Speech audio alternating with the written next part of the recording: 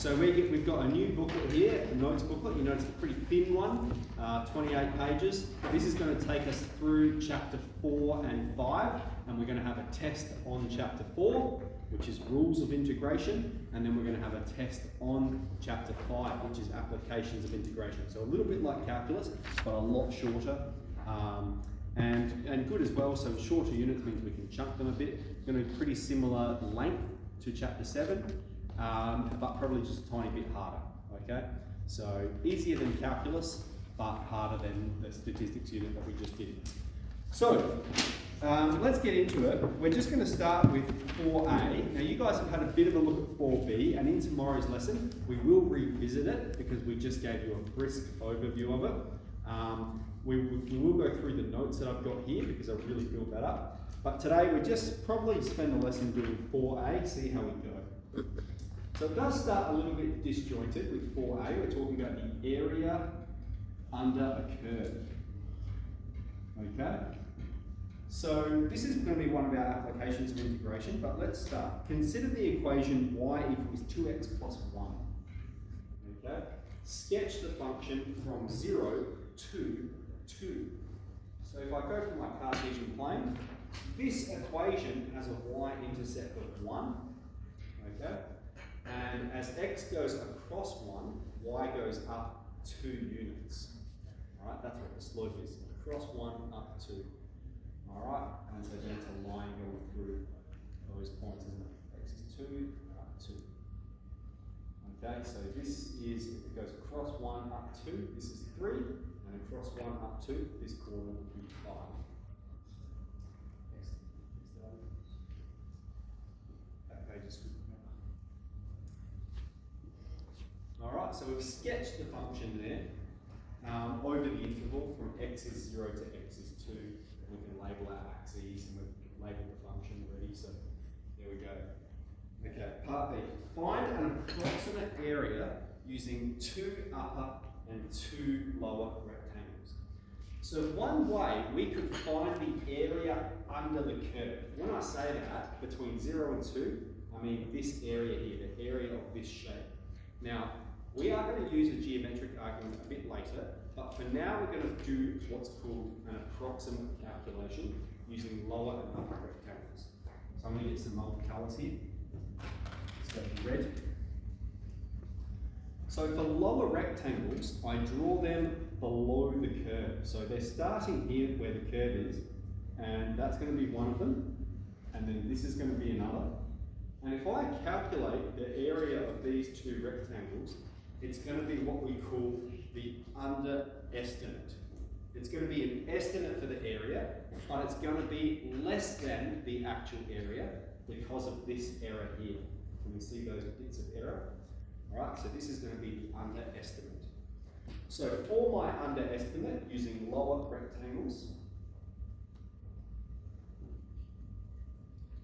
let's work out the area. And what it is we've got 2 rectangles. We've got rectangle A and rectangle B. So the area of rectangle A, alright, the base is 1 and the height is 1. Okay, so it has an area of 1 times 1. For rectangle B, the base is 1 and the height is 3. So it has an area of 1 times 3, which means the total area for my underestimate is 4 units squared. That's going to be the total area under the curve. So we know whatever the area is under this function, it's larger than 4, okay, because we haven't accounted for this part of the area here. Splendid. Now let's do the overestimate, because it does say find an overestimate as well. So when we draw an overestimate, I'm going to re-sketch it again, the exact same function, with the same 1, 3, 5. Okay, so for an overestimate, we draw the rectangles above the curve, because we want to do more. We want to do an estimate that's larger than the actual area. Okay, so if I calculate the area of these rectangles, that's going to be above the actual area from 0 to 2. So this is called my overestimate. And as we're going along, we're going to get a little bit faster at performing this calculation, okay? So what I'm going to do here is I'm going to let you know, well, the width of both of these rectangles is 1, isn't it? So it's 1 times, now the height of this rectangle is 3, so it's 1 times 3 plus, and then the width here is 1 times the height of this one, 5. Alright, now we could work that out, but we're just going to do one little trick first that's going to help us in a bit. Notice how 1 is common. 1 is the width, so we can factorise it out the front. Alright, and so it's 1 times 3 plus 5 is 8. So it's 1 times 8 is 8. Our overestimate is 8 units squared. So that means we can state an interval for our area. The area of under this curve is somewhere between 4 and 8.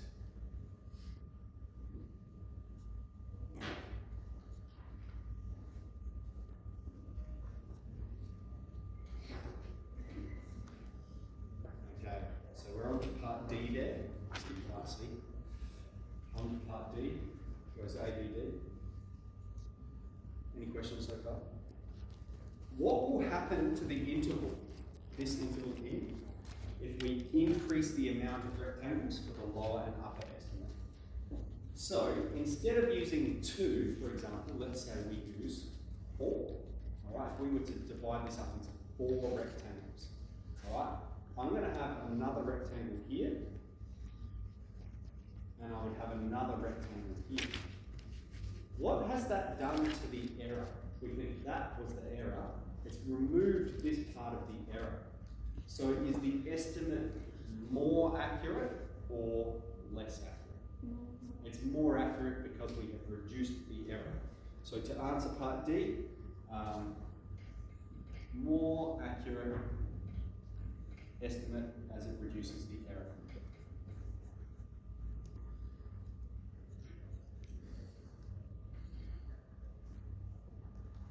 Very good. Okay. Check your conjecture. Check your strategy by investigating 4 rectangles. Alright, so I'm not going to re-sketch it, I'm just going to go from our diagram here. So if I've got 4 rectangles over an interval from 0 to 2, who can tell me what's the width of each of the rectangles? 0.5, very good. So each of them has a width of 0.5. 0.5. And then the height, well, we've got a height of 1, and it goes across 1 and up 2, so this has to be 2, and then across 1 and up 2, so this has to be 4. Alright, so let's consider then the underestimate now using 4 rectangles. Now I might write out all of this and just maintain the same working with it. Okay? So let's get rid of that and that. Okay, so let's go for the underestimate. I should have left that word up. Now, I've said, we know the width of, let's make the whole statement. The first rectangle is going to be 0.5 times 1. Okay? The second rectangle is going to be 0.5 times 2. The third rectangle is going to be 0.5 times 3. And the fourth rectangle is 0.5 times 4. Okay? Now, this is the case always, alright? Because the width is the same, the width can always hang out the front. So we have 0.5 out the front, and then what are we left with? Just the sum of the heights. 1 plus 2 plus 3 plus 4. Okay, and now we can work that out. 3, 6, 10, half 10, 5. Okay, now our underestimate is 5 units squared. Okay, so we've gone with 2 rectangles, our underestimate was 4 units squared, and so that was 2 rectangles, and now we've got 4 rectangles, and our underestimate is 5 units squared. So it's larger, and we're going to say, well, let's do the overestimate first, and then we'll see what we've narrowed that with. Any questions yet? Okay, for the overestimate, Each of them's got a width of 0.5, right? So that's right. So that one, that one, that one, and that one. Okay, so I know that they're all 0.5 wide, so I just need to consider their height. Well, this one has a height of 2, this one's 3, this one's 4, and then that one's 5. Okay? So for the overestimate, it's going to be 0.5 times by the sum of the heights. Okay, what are the heights? 2 plus 3 plus 4 plus 5. Okay, 5, 10, 14, half of 14 is 7. Alright, so using 2 rectangles, alright, our interval was between 4 and 8. Using 4 rectangles, our interval is between 5 and 7. And so it has reduced the window. It's made our estimate more accurate by increasing the number of rectangles that we use. Alright, so we know the area is somewhere between 5 and 7. And we know it's not 5 because there's an error when we use these 4 rectangles. We can see the error. And we know it's not 7 because when we use the upper rectangles, we can see the error of overestimate. Alright? So it's somewhere in there. Let's work it out using a geometric argument. So let me explain what I mean by that. When we consider the shape on the Cartesian plane, okay, it is a rectangle and a triangle, isn't it? Ultimately, that's probably as simple as we can make it. And the rectangle has a width of 2 and a height of 1. This is the y-intercept. Alright, and the triangle has a width of 2 and a height of, how high up does it go? It goes from 1 up to 5. So if that goes from 1 up to 5, then this distance here is 4 units. Okay, so then if we want to work out the total area, well, the rectangle is 2 times 1, and the triangle is 1 times 4, base times height divided by 2 for a triangle. Base is 2 times 4 divided by 2, 4. When we add those together, the sum of the area, we get 6. Okay, so the total area under this line, under this curve, under this function, is 6 units squared. Now what we notice is 6 is exactly halfway between 4 and 8, and exactly halfway between 5 and 7. Now this only works for the equation of a line, okay, because the slope doesn't change. In a moment we're going to find it for a curved function. Maddie, you have a question? Yep. Is that to say that it can't be a decimal? It can be. It just happens that it just happens. That's not any circumstance. Yeah. Okay, cool. So let's move on to the next one then. I'm just going to might rub out my work here so I can read that. So it says find from 0 to 2 of x squared in regards to dx. Let's explain what this means.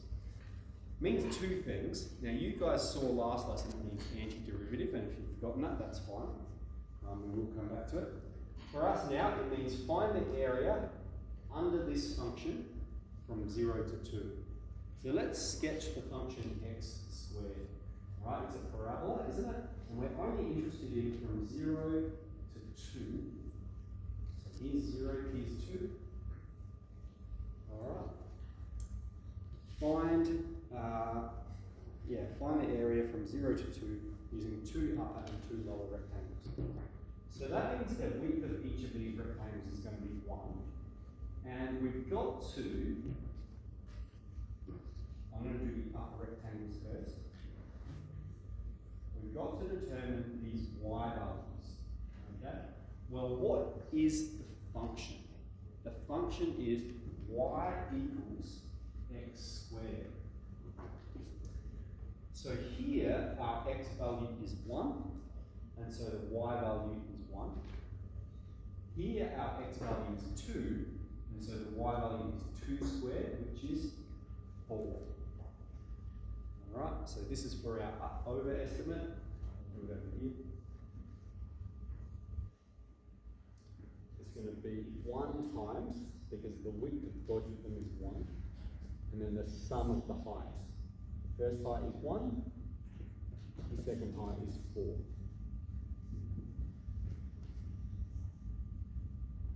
Alright, so that's 5. Our overestimate is 5. Let's do the same for our underestimate. Now, when we're drawing our underestimate, okay, they're drawn under the curve, aren't they? So I might stick with the other colours. Here it is. So this is going to be the second rectangle.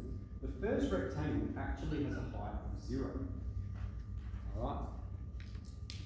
So really, our underestimate is only going to be informed by this rectangle. Alright?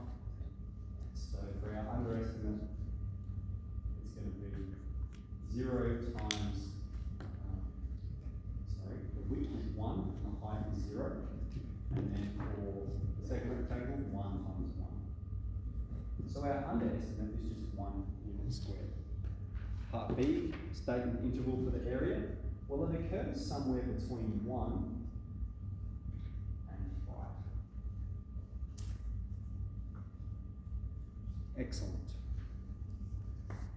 Okay, so let's stop there. We'll get into it, and in a moment I'll show you some software we're going to use on our phones/computers. Because what we can do, we've said, obviously, if we increase the amount of rectangles, it's going to increase the accuracy. So we can perform a calculation like this using software on the internet for 50 rectangles. Okay, you wouldn't want to do that manually, it'd be very painful, but we can get the computer to draw 50 rectangles there for us and calculate all of those areas together. So that's what we're going to be doing a bit later this lesson. But let's get into it, doing it manually. Let's get started.